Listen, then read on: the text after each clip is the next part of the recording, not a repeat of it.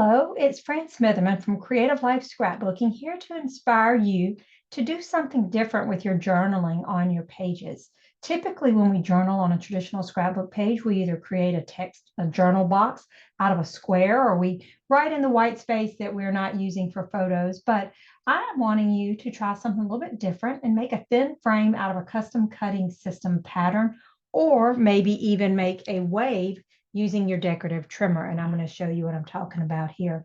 So from an April 29th, 2024 Border Maker Monday layout, I created a page using a thin circular frame using the jumbo circle pattern, and I journaled directly on that thin frame.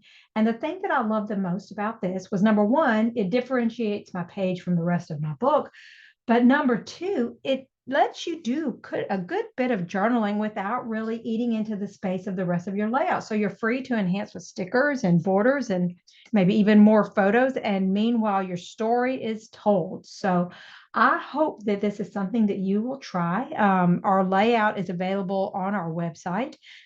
So if you wanted the directions for that, it should be there. But just so you know where I got inspired from this, it wasn't actually from traditional scrapbooking. It was from digital scrapbooking, which I do a lot of.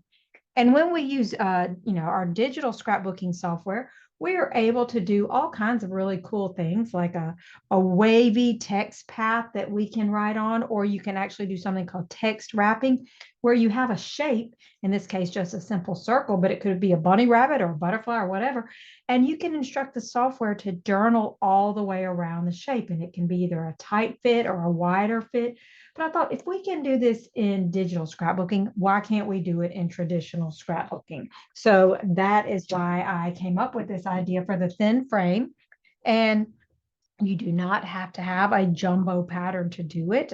You can all of the custom cutting system patterns, when you have the red blade, the blue blade, and the green blade, create 6 different shapes for you, 3 internal and 3 external. And you can either choose to make your frame here on the inside or on the outside.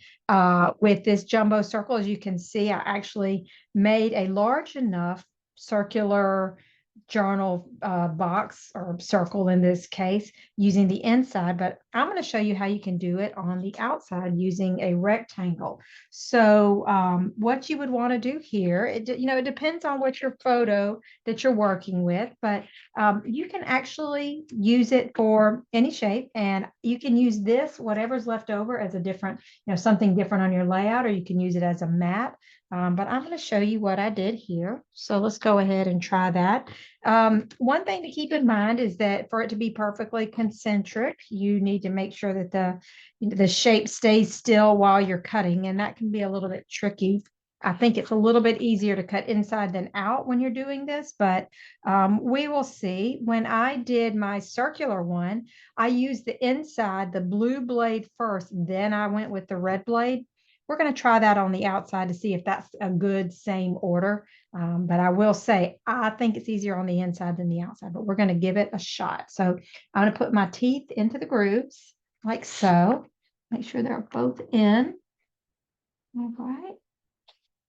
And it might have been easier for me to stand up and do this, but we'll see how I do. Okay, and I'm just trying very hard to keep everything in place. Sometimes the paper might want to slip on you. And now I'm going to switch to my red blade, pushing down on the pattern. My teeth are in the grooves.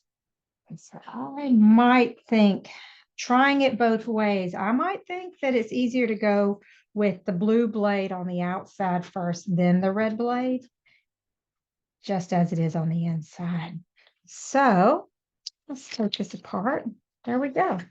So we now have a thin frame that we can journal on around the photo on our layout. And I think there's several ways you could do it. You could either use the custom cutting system or the corner rounder to round this, or you could keep it as it is. You could put it at an angle like so and journal around it, or you can make it straight. So just a different way to add journaling to your page that doesn't take up that much space. And it's really not much more than writing on a mat around the pattern.